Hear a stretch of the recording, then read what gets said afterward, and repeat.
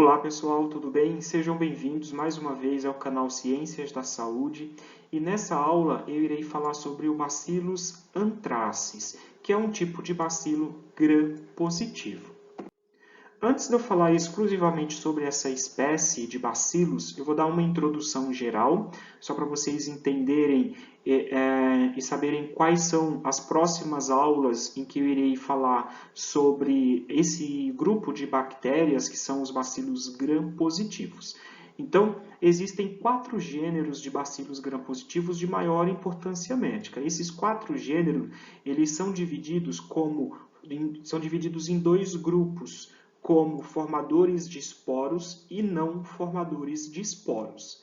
Então, com relação aos formadores de esporos, nós temos o gênero Bacillus e o gênero Clostridium.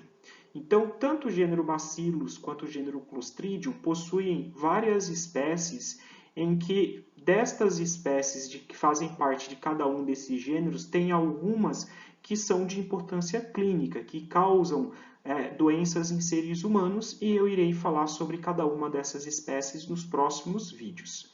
O outro grupo de bacilos gram-positivos são aqueles não formadores de esporos.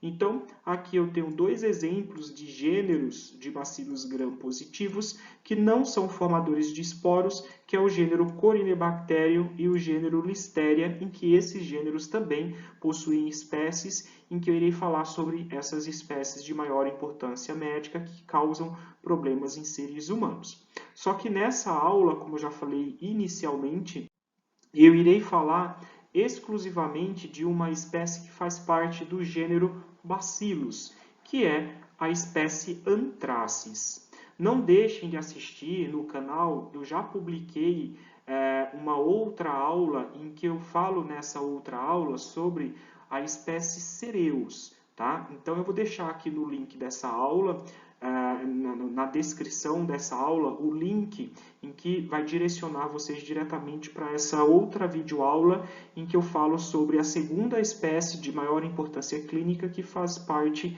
desse gênero Bacillus.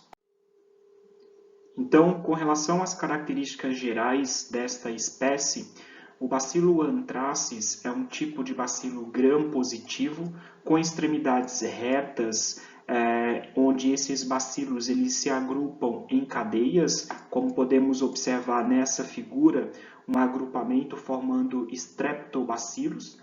É uma espécie encapsulada, e aí tem um detalhe importante que é específico desta espécie Anthracis. Essa cápsula, ela é uma cápsula de poliglutamato, diferentemente de outras bactérias, assim como também até mesmo de outras espécies que também fazem parte desse gênero Bacillus, que normalmente a cápsula bacteriana ela é formada por polissacarídeos. Um outro detalhe também importante exclusivamente dessa espécie é que o bacilo anthracis são bactérias imóveis. Quando vocês assistirem a aula em que eu falo sobre o Bacillus cereus, vocês irão ver que essas duas informações aqui elas são diferentes. No caso do Bacillus cereus, que também é uma espécie de bacillus encapsulada, e aí o detalhe é que é uma cápsula polissacarídica. E o Bacillus cereus também é uma bactéria em que ela é móvel, diferentemente do Bacillus anthracis. Então é importante ficar atento com relação a essas duas características que são específicas dessa espécie aqui, Anthracis. Também é formador de esporo, ou seja, o gênero Bacillus faz parte daquele grupo em que eu citei anteriormente, que é o grupo de gêneros formadores de esporos.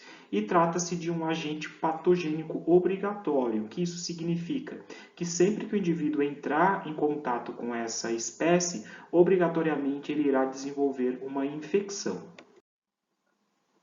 Então, o bacilo anthrax é o agente etiológico causador do anthrax, também conhecido como carbúnculo, que é comum até então em animais herbívoros, mas seres humanos que tiverem contato com animais infectados também podem desenvolver essa doença.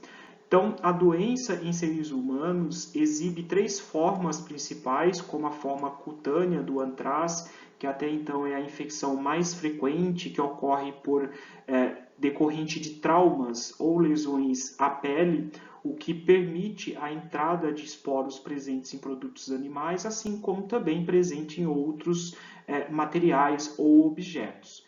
Esses esporos, eles podem também ser inalados atingindo o trato respiratório. Então, quando esses esporos do bacilo antraz atingem o trato respiratório, que chega até os pulmões, causam uma infecção pulmonar, que é uma infecção grave. Então, esse bacilo antraz chegando nos pulmões, rapidamente eles são fagocitados pelos macrófagos alveolares e, vamos dizer assim, transportados até os linfonodos mediastinais, onde causam uma complicação chamada de mediastinite hemorrágica. Então, pelo fato do bacilo antraz que chega até os pulmões serem tão rapidamente removidos, vamos dizer assim, dos alvéolos pulmonares, a transmissão ela não ocorre através vamos dizer assim, das vias respiratórias a terceiros, ou seja, a transmissão ela não é de pessoa para pessoa exatamente porque esses bacilos rapidamente eles saem dos alvéolos pulmonares e assim não ocorrendo esse risco de transmissão. Mas como que ocorre então a transmissão? Como que um indivíduo ele pode desenvolver essa forma pulmonar? Isso acontece quando é inalado a partir de produtos animais contaminados, assim como em outras situações, como ocorreu em 2001 nos Estados Unidos, que foi considerado como um ataque biológico, em que ocorreu um surto de antraço pulmonar, de infecção pulmonar, por indivíduos inalarem esses esporos do bacilo antraz quando recebiam, através do correio, cartas que estavam contaminadas, contendo assim os esporos do bacilo anthracis.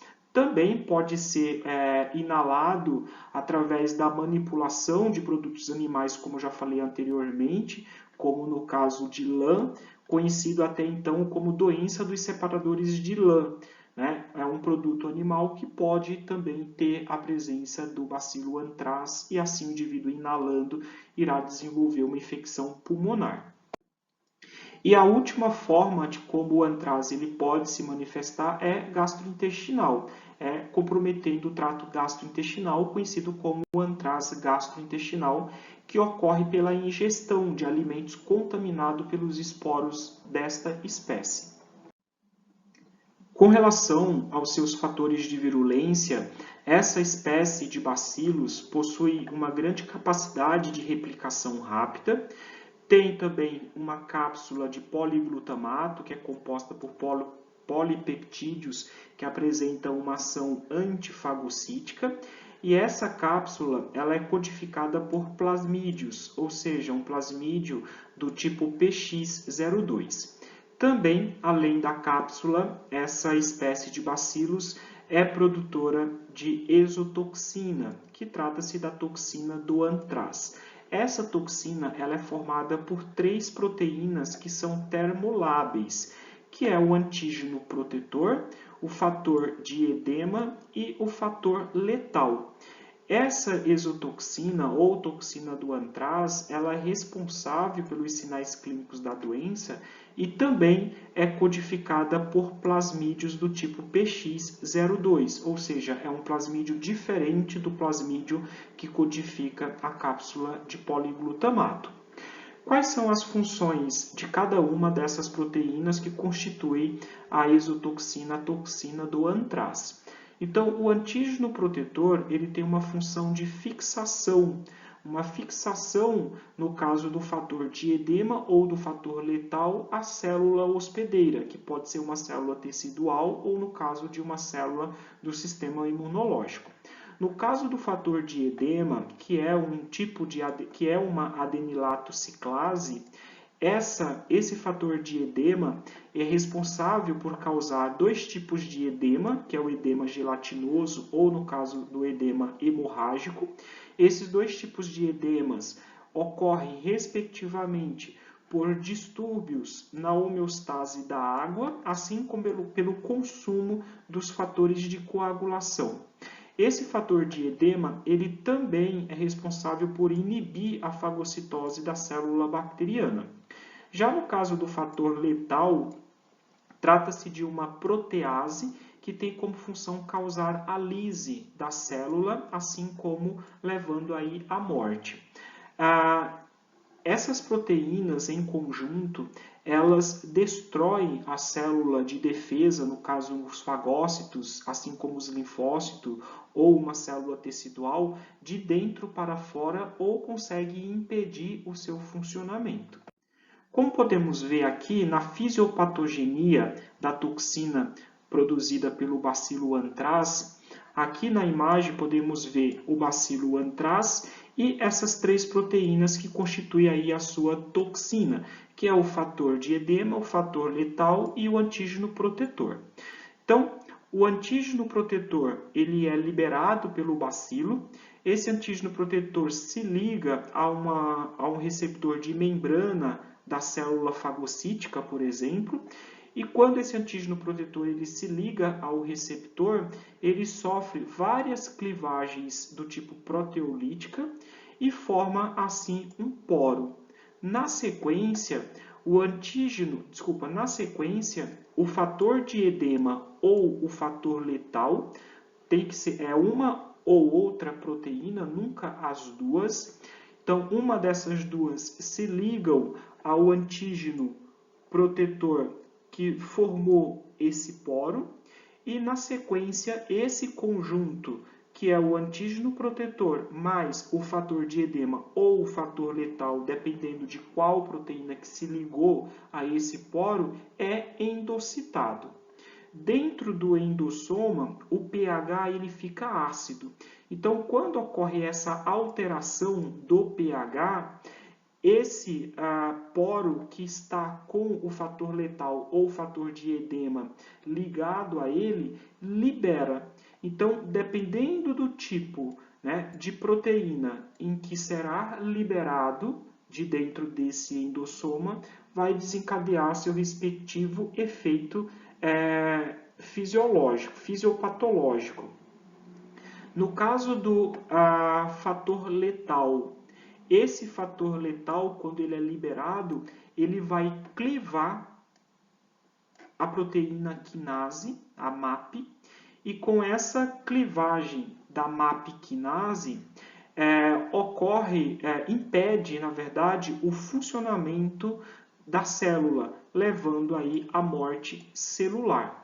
Já no caso do fator de edema, que é uma adenilato ciclase, essa adenilato ciclase ela vai catalisar a conversão de ATP em AMP cíclico e, consequentemente, ocorrendo esse efeito, o indivíduo ele vai apresentar um edema maciço no local da infecção, entre outros efeitos que também podem ser desencadeados em decorrência desses dois efeitos fisiopatológicos que ocorrem em decorrência da ação dessas duas proteínas, do fator letal ou, no caso, do fator de edema.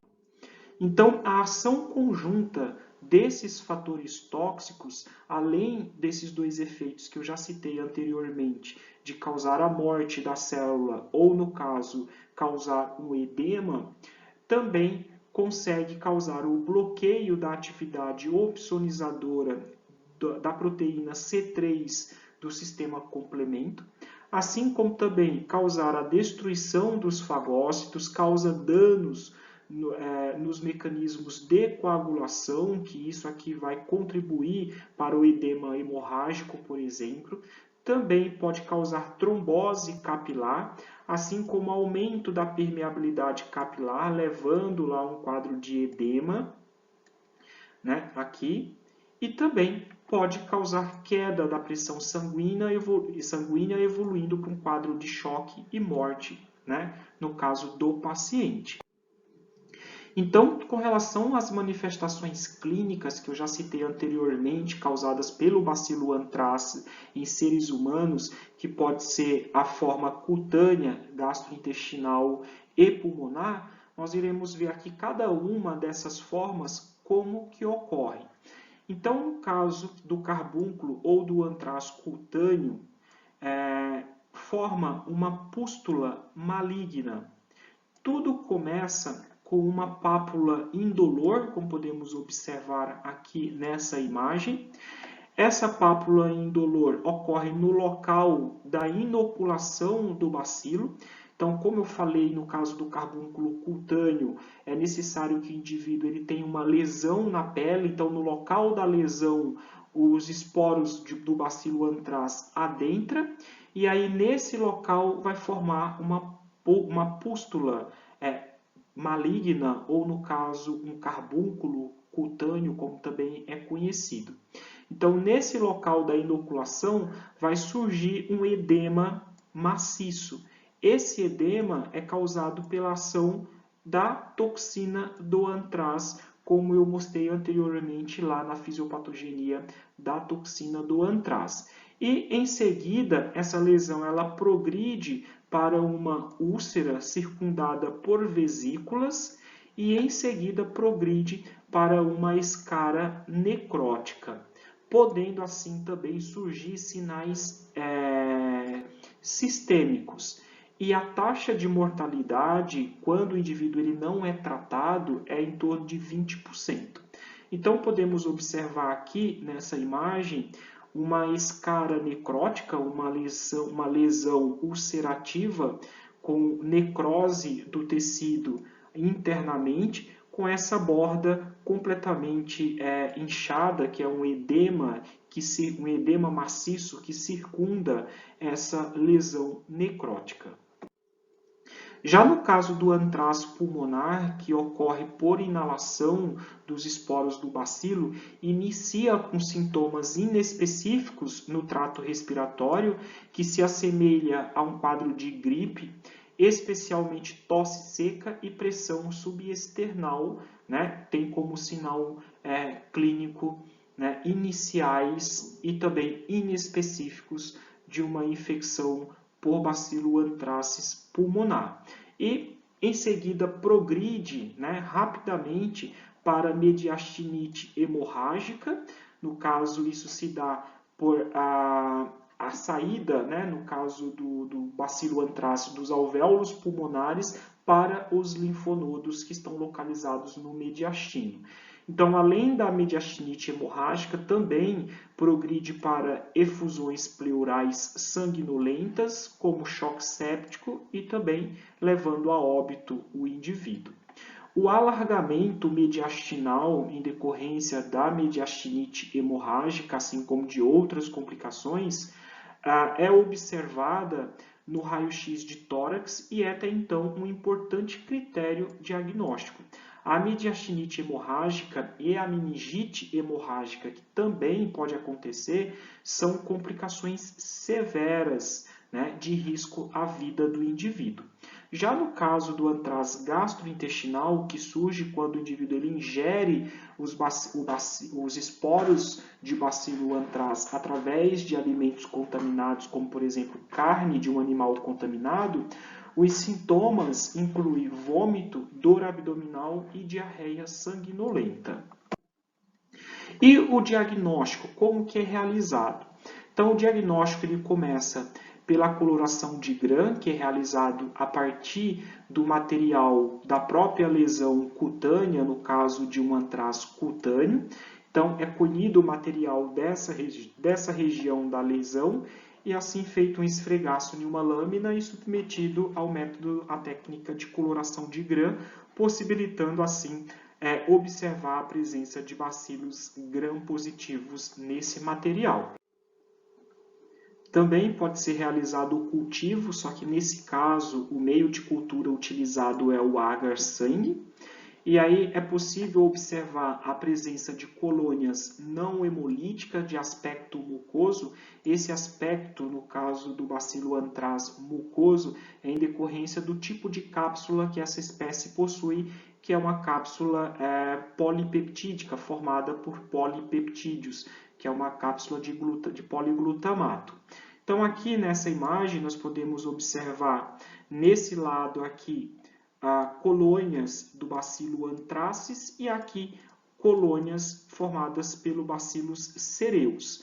Uma primeira observação, aqui no caso do bacilo anthracis, são colônias não hemolíticas. Já no caso do bacillus cereus, forma colônias apresentando um padrão hemolítico. Então, esse é um detalhe importante de identificação, vamos dizer assim, para você definir se aquela colônia que cresceu no agar-sangue é no caso de bacillus cereus ou no caso de bacilo anthracis.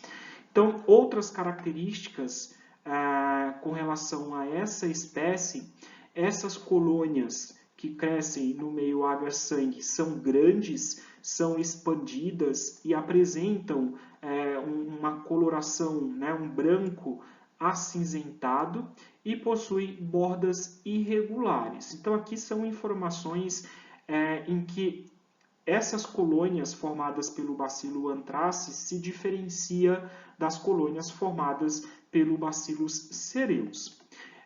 Outras formas de identificação do bacilo anthracis ocorrem através de identificação de testes bioquímicos, assim como testes imunológicos e métodos moleculares. E o tratamento? O tratamento para essa espécie de bacilos é realizado com ciprofloxacina, que é o fármaco de escolha, e a doxiciclina é um fármaco alternativo. Até o momento, linhagens resistentes a esses fármacos, a esses antibióticos, não foram isolados clinicamente. E com relação à prevenção, quando o indivíduo ele é exposto a esporos de bacilo anthracis, é indicado que ele realize uma quimioprofilaxia para evitar uma possível infecção, principalmente pulmonar. E aí, no caso da profilaxia, pode ser utilizado também ciprofloxacina ou, no caso, doxaciclina. Já no caso da imunização, pode ser realizada através de vacinas. Então, indivíduos sob alto risco podem ser imunizados com a administração de vacina contendo o antígeno protetor. Só lembrando, o antígeno protetor é uma proteína que faz parte da toxina do antraz. Então, a partir desse antígeno protetor purificado com o imunógeno, produzido uma vacina que pode ser administrada em indivíduos em que estão sob alto risco de infecção por essa bactéria. Só que tem um detalhe, essa vacina com esse antígeno protetor do bacilo anthracis é pouco imunogênica, sendo administradas 6 doses da vacina no decorrer de um período de 18 meses, tendo a necessidade também de reforços anuais, a fim de manter a proteção. E no caso de animais que estão infectados ou que até mesmo morreram em decorrência de infecções pelo bacilo anthracis, é recomendado que esses animais eles sejam incinerados em vez de enterrados para prevenir uma possível contaminação do solo pelos esporos dessa espécie de bacilos. Então, chego aqui no fim dessa aula. Eu espero que vocês assistam a outra videoaula em que eu falei do bacilo cereus, que é uma outra espécie do gênero Bacillus de importância médica.